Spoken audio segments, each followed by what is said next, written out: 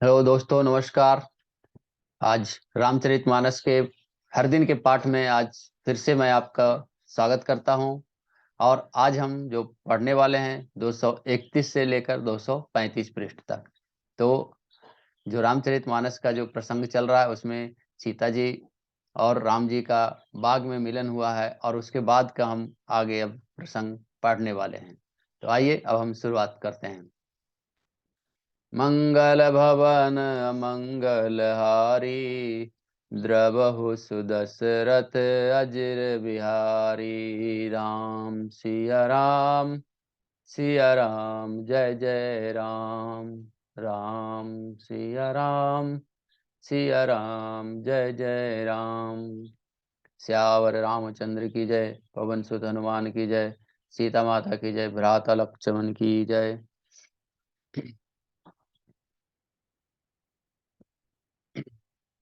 तो जब सीता जी फूल तोड़ लिए हैं और फिर अब घर जाने की उनकी याद आई है, तो अब वो घर जाने के लिए और फिर अब वो जो है अब मंदिर में गए हैं फिर से। और वो तब परम प्रेम की कोमल स्याही बनकर वो उनके स्वरूप को, भगवान श्री राम के जो स्वरूप है उनको अपने मन मंदिर में बिठा लिया है। सीता जी पुनः भवानी के मंदिर में जाती हैं और उनके चरणों की वंदना करके और हाथ जोड़कर बोलती हैं, जय जय जय गिरिवर राज किशोरी, जय महेश मुख चंद चकोरी, जय गजबदन सडानन माता, जगत जननी दामिनी द्रुति गाता।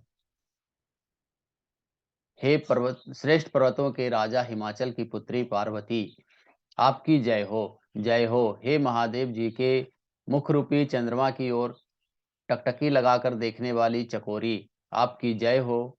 हे हाथों के मुख वाले गणेश जी और मुख 6 मुख वाले स्वामी कार्तिक जी की माता, हे जगजननी, हे बिजली की माँ, कांति युक्त शरीर वाली, आपकी जय हो। नहीं तब आदि मध्य अवसाना, अमित प्रभाव बेदु नहीं जाना। भव भव विभव पराभव कारिणी, विश्व विमोहिनी स्वस विहारिणी। आपका न आदि है, न मध्य है, न अंत है। आपके असीम प्रभाव की वेद भी नहीं जानते हैं। आप संसार को उत्पन्न करने वाले, पालन करने वाले और नाश करने वाली हैं। विश्व को मोहित करने वाली और स्वतंत्र रूप से विहार करने वाली हैं। दोहा। पति देवता सुतिये महुमातु, प्रथम तौ रेख, महिमा अमित न सकहीं कहीं, कह शारदा शेष। सियावर रामचंद्र की जय। पति को, अपने पति को इष्ट देव मानने वाली श्रेष्ठ नारियों में हे माता, आपकी प्रथम गणना है। आपकी अपार महिमा को हजारों सरस्वती और शेष जी भी नहीं कह सकते हैं। सेवत तो ही सुलभ फलचारी, वरदायिनी पुरारी प्यारी। देवी पूजा पद कमल तुम्हारे, सुर नर मुनि सब हो ही सुखारे। हे भक्तों की मुंह मांगा वर देने वाली, हे माता, हे त्रिपुरा के शत्रु शिवजी की प्रिय पत्नी, आपकी सेवा करने से चारों फल सुलभ हो जाते हैं। देवी, हे देवी, आपके चरण कमलों की पूजा करके देवता, मनुष्य और मुनि सब सुखी हो जाते हैं। मोर मनोरथ जानहु नीके, बसहु सदा उरपुर सबही के। किन्हु प्रगट न कारण तेहि, अस कहि चरण गहे वै देहि। मेरे मनोरथ को आप भली भांति जानती हैं, क्योंकि आप सदा सबके हृदय नगरी में निवास करती हैं। इसी कारण मैंने उनको प्रकट नहीं किया। ऐसा कहकर जानकी जी ने उनके चरण पकड़ लिए। विनय प्रेम बस भई भवानी, खसी माल मूर्ति मुस्कानी। सादर सिंह प्रसाद सिर धरऊ, बोली गौरी हर सिंह धरऊ। शिव जी की शिव जी की सीता जी के गिरिजा जी सीता जी के विनय और प्रेम के बस में हो गई। उनके गले की माला खिसक पड़ी और मूर्ति मुस्कुराई। सीता जी ने आदर पूर्वक उस प्रसाद को माला को सिर पर धारण किया और गौरी जी का हृदय हर्ष से भर गया और वे बोली, सुनसिय सत्य असीस हमारी, पूजहु मन कामना तुम्हारी। नारद वचन सदा सुचि साचा, सोबरु मिलहि जाहि मनुराचा। हे सीता, हमारी सच्ची असीम सुनो, तुम्हारी मनोकामना पूरी होगी। नारद जी का वचन सदा पवित्र और सत्य है, संशय भ्रम और दोष से रहित है। जिससे तुम्हारा मन अनुरक्त हो गया है वही वर तुमको मिलेगा। छंद। मनु जाहि राचहि मिलहि सो, बरु सहज सुंदर सावरो। करुणा निधान सुजान सिलु, सनेहु जानत रावरो। यही भांति गौरी असीस सुनिसिय, सहित हिय हरसि अली। तुलसी भवानी पूजि पुनि पुनि, मुदित मन मंदिर चली। श्याम रामचंद्र की जय। जिसमें तुम्हारा मन अनुरक्त हो गया है वही स्वभाव से ही सुंदर सावला वर श्री रामचंद्र जी तुमको मिलेगा। वह दया का खजाना और सुजान है, सर्वज्ञ हैं, तुम्हारे शील और स्नेह को जानते हैं। इस प्रकार श्री गौरी जी का आशीर्वाद सुनकर जानकी जी समेत सब सखियां हृदय में हर्षित हुई। तुलसीदास जी कहते हैं, भवानी जी को बार बार पूजकर सीता जी प्रसन्न मन से राजमहल को लौट चली। सो जानी गौरी अनुकूल सिए, ये हर सुन जाई कहीं। मंजुल मगल मुन बाम अंग अंग फरकन लगे। सियावर रामचंद्र की जय। गौरी जी को अनुकूल जानकर सीता जी के हृदय को बहुत ही हर्ष हुआ, और जो हर्ष हुआ वह कहा नहीं जा सकता। सुंदर मंगलों के मूल उनके बाएं अंग फड़कने लगे। हृदय सराहत सियलो लो नाई, गुरु समीप गौने दुनो भाई। राम कहा सब कौसुक पाहि, सरल स्वभाव छुअत छल नाही। हृदय में सीता जी के सौंदर्य की सराहना करते हुए दोनों भाई गुरु जी के पास गए। श्री रामचंद्र जी ने विश्वामित्र जी से सब कुछ कह दिया, क्योंकि उनका सरल स्वभाव है, छल तो उनसे छूता भी नहीं है। सुमन पाई मुनि पूजा किन्ही, पुनि अशीष दुहु भाई न दिन्ही। सुफल मनोरथ हो तुम्हारे, राम लखन सुनु भय सुखारे। फूल पाकर मुनि ने पूजा की, फिर दोनों भाइयों को आशीर्वाद दिया और तुम्हारे मनोरथ पूर्ण हो यह सुनकर श्री राम लक्ष्मण सुखी हुए। करि भोजन मुनिवर विज्ञानी, कहे लगन कछु कथा पुरानी। विगत दिवस गुरु आय सुपाई, संध्या करन चले दो भाई। श्रेष्ठ विज्ञानी मुनि विश्वामित्र जी भोजन करके कुछ प्राचीन कथाएं कहने लगे। इतने में ही दिन बीत गया और गुरु की आज्ञा पाकर दोनों भाई संध्या भजन करने चले। प्राचिदिशि शशि वयु सुहावा, सिय मुख सरिस देखु सुख पावा। बहुरि विचारु किन्न मन माहि, सिय बदन सम हिम कर नाही। उधर पूर्व दिशा में सुंदर चंद्रमा उदय हुआ। श्री रामचंद्र जी ने उसी सीता जी के मुख के समान देखकर सुख पाया, और फिर मन में विचार किया कि यह चंद्रमा सीता जी के मुख के समान नहीं है। दोहा। जनमु सिंधु पुनि बंधु विषु, दीन मलिन सकलंक। सिय सुख समता पावकिमी, चंदु बापुरो रंक। सियावर रामचंद्र की जय। खारे समुद्र में तो इसका जन्म, फिर उसी समुद्र से उत्पन्न होने के कारण विष उसका भाई, दिन में यह मलिन शोभाहीन हो जाता है, निस्तेज रहता है और कलंकी यानी काले दाग से युक्त होता है। बेचारा गरीब चंद्रमा सीता जी के मुख की बराबरी कैसे पा सकता है। घटहि बढ़हि बिरहनि दुखदाई, ग्रसहि राजु निज संधि पाई। कोक शोक प्रद पंकज द्रोही, अब गुण बहुत चंद्रमा तोही। यह फिर भी घटता बढ़ता है और विरहिणी स्त्रियों को दुख देने वाला है। राहु अपनी संध में पाकर इसे ग्रस्त लेता है। चकवे के वियोग का शोक देने वाला और कमल का बैरी उसे मुरझा देने वाला है। हे चंद्रमा, तुझ में बहुत से अवगुण है जो सीता जी में नहीं है। वैदेहि मुख पट तर दिन्हे, हो दोष बड़ अनुचित किन्हे। सिय मुख छवि विदु ब्याज बखानी, गुरु पही चले निशा बड़ी जानी। अतः जानकी जी के मुख की तुझे उपमा देने में बड़ा अनुचित कर्म करने का दोष लगेगा। इस प्रकार चंद्रमा के बहाने सीता जी के मुख की छवि का वर्णन करके बड़ी रात हो गई जानकर वे गुरु जी के पास चले। करि प्रणाम चरण सरोज प्रणामा, आयो सुपाय किन्नी विश्रामा। विगत निशा रघुनायक जागे, बंधु बिलो की कहन असलागे। मुनि के चरण कमलों में प्रणाम करके आज्ञा पाकर उन्होंने विश्राम किया। रात बीत जाने पर श्री रघुनाथ जी जागे और दोनों भाइयों को देखकर ऐसा कहने लगे। अयो अरुण अवलोकहु ताता, पंकज लोक कोक सुख दाता। बोले लखन जोर जुग पानी, प्रभु प्रभाव सूचक मृदुवानी। हे तात, देखो कमल चक्रवाक और समस्त संसार को सुख देने वाले अरुणोदय हुआ है। लक्ष्मण जी दोनों हाथ जोड़कर प्रभु के प्रभाव को सूचित करने वाली कोमल वाणी बोले। दोहा। अरुणोदय सकुचे कुमुद, उड़गन ज्योति मलिन। जिमि तुम्हार आगमन सुनी, भय नृपति बलहीन। स्यावर रामचंद्र की जय।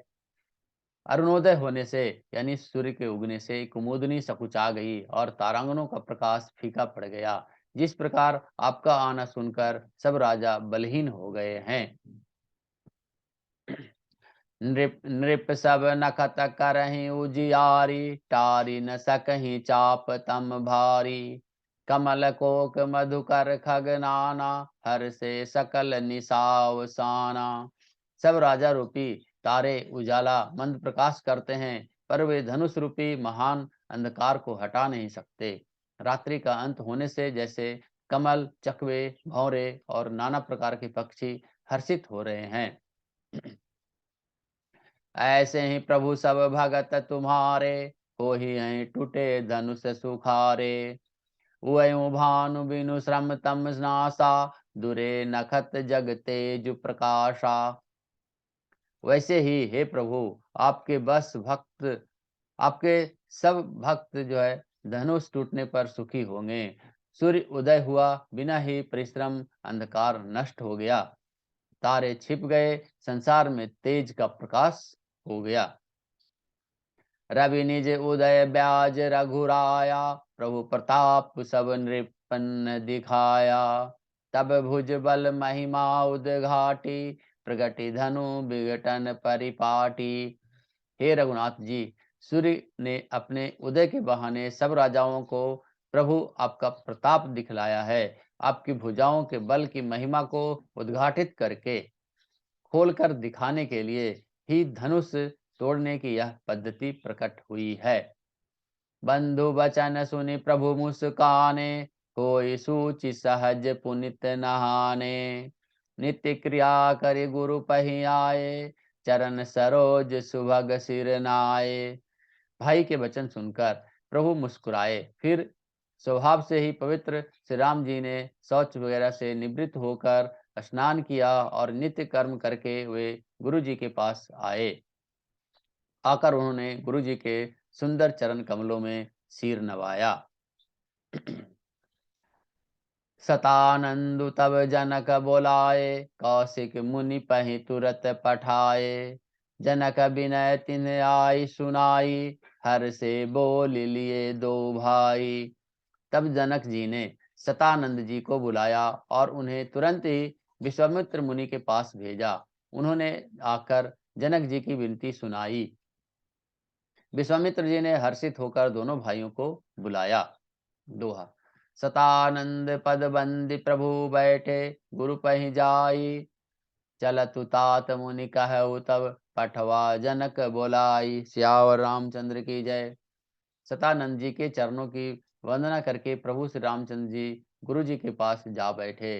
तब मुनि ने कहा कि हे तात, चलो, जनक जी ने बुलावा भेजा है।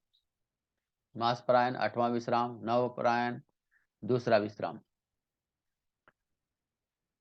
सिया स्वयंवर देखई जाई, इसु काही धौ देई बड़ाई। लखन कहा जस भाजनु सोई, नाथ कृपा तब जा पर होई।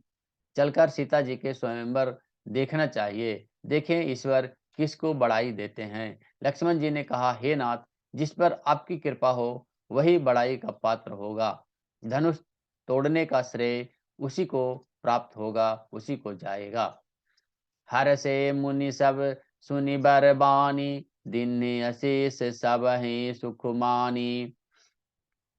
पुनि मुनि वृंद समेत कृपाला, देखन चले धनुष मखशाला। इस श्रेष्ठ वाणी को सुनकर सब मुनि प्रसन्न हुए। सभी ने सुख मानकर आशीर्वाद दिया। फिर मुनियों के समूह सहित कृपालु श्री रामचंद्र जी धनुष यज्ञशाला देखने के लिए चले। रंग भूमि आए दो भाई, असी सुदीप सब पुरवासिन पाई। चले सकल गृह काज विसारी, बाल जुबान जरठ नर नारी। दोनों भाई रंग भूमि में आए हैं। ऐसी खबर जब सब नगरवासियों ने पाई, तब बालक, जवान, बूढ़े, स्त्री, पुरुष सभी घर और सभी कामकाज को भुलाकर चल दिए। देखी जनक भीर भय भारी, सूचि सेवक लिए सब हंकारी। तुरत सकल लोगन पही जाहु, आसन उचित देहु सब काहू। तब जनक जी ने देखा कि बड़ी भीड़ हो गई है। तब उन्होंने सब विश्वास पात्र सेवकों को बुला लिया और कहा, तुम लोग तुरंत सब लोगों के पास जाओ और सब किसी को यथा योग्य आसन दो। दोहा। कही मृदु वचन विनीत तिन, बैठारे नर नारी। उत्तम मध्यम नीच लघु, निज निज थल अनुहारी। सियावर रामचंद्र की जय। उन सेवकों ने कोमल और नम्र वचन कहकर उत्तम, मध्यम और नीच तथा लघु सभी श्रेणी के स्त्री पुरुषों को अपने अपने योग्य स्थान पर बैठाया। राजकुंवर तिहि अवसर पाए, मनहु मनोहर तातन छाये। गुण सागर नागर बरबीरा, सुंदर श्याम गौर शरीरा। उसी समय राजकुमार राम और लक्ष्मण वहां आए। वे ऐसे सुंदर हैं मानो साक्षात मनोहरता ही उनके शरीरों पर छा रही हो। सुंदर, सांवला और गोरा उनका शरीर है। वे गुणों के समुद्र, चतुर और उत्तम वीर हैं। राज समाज विराजत रूरे, उड़गन महु जनु जुग विधु पूरे। जिन्न के रही भावना जैसी, प्रभु मूर्ति तिन देखी तैसी। वे राजाओं के समाज में ऐसे सुशोभित हो रहे हैं मानो तारांगनों के बीच दो पूर्ण चंद्रमा हो। जिसकी जैसी भावना थी, प्रभु की मूर्ति उन्हें वैसी ही दिखी। देखहि रूप महारन धीरा, मनहु वीर रसु धरे शरीरा। डरे कुटिल नृप प्रभु निहारी, मनहु भयानक मूरति भारी। महान रणधीर राजा लोग श्री रामचंद्र जी को रूप को ऐसे देख रहे हैं मानो स्वयं वीर रस शरीर धारण किए हुए हों। कुटिल राजा प्रभु को देखकर डर गए, मानो बड़ी भयानक मूर्ति हो। रहे असूल छन छोनि प्रवेशा, तिन प्रभु प्रगट काल सम देखा। पुरवासिन देखे दो भाई, नर भूषण लोचन सुखदाई। छल से जो राक्षस वहां राजाओं के वेश में बैठे थे, उन्होंने प्रभु को प्रत्यक्ष काल के समान देखा। नगर निवासियों ने दोनों भाइयों को मनुष्यों के भूषण रूप और नेत्रों को सुख रूप देने वाला देखा। दोहा। नारी बिलो कहीं हर सिहिए, निज निज रुचि अनुरूप, जनु सोहत सिंगार धरी, मूर्ति परम अनूप। सियावर रामचंद्र की जय।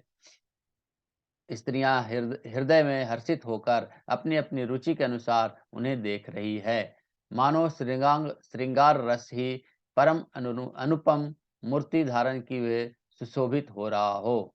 तो आज का जो प्रसंग था इसमें हमने सीखा कि श्री रामचंद्र जी वहाँ वन में से वापस आए हैं और फिर मुनि से मिले हैं, मुनि से मिलकर रात्रि विश्राम किए हैं और फिर अगले दिन राजा जनक जी का उनके पास एक संदेशा आता है जो उन्हें बुलाते हैं और उस धनुष यज्ञ के लिए इनको बुलाया जाता है और वहां पहुंचते हैं, उनको आसन दिया जाता है और बहुत जितने भी लोग वहां भीड़ लगा हुआ था देखने वाले, उन सभी को भीड़ को बैठने की व्यवस्था करा दी जाती है। और अब जो श्री रामचंद्र जी हैं वो उनको देखकर जो जिस रूप में है उस रूप में उनको अच्छा वाले को अच्छे दिख रहे हैं और बुरे लोगों को वह बुरे रूप में दिख रहे हैं, उनके लिए काल के रूप में दिख रहे हैं।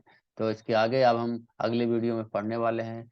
चलिए आज के जो प्रसंग था आज यहीं समाप्त होता है।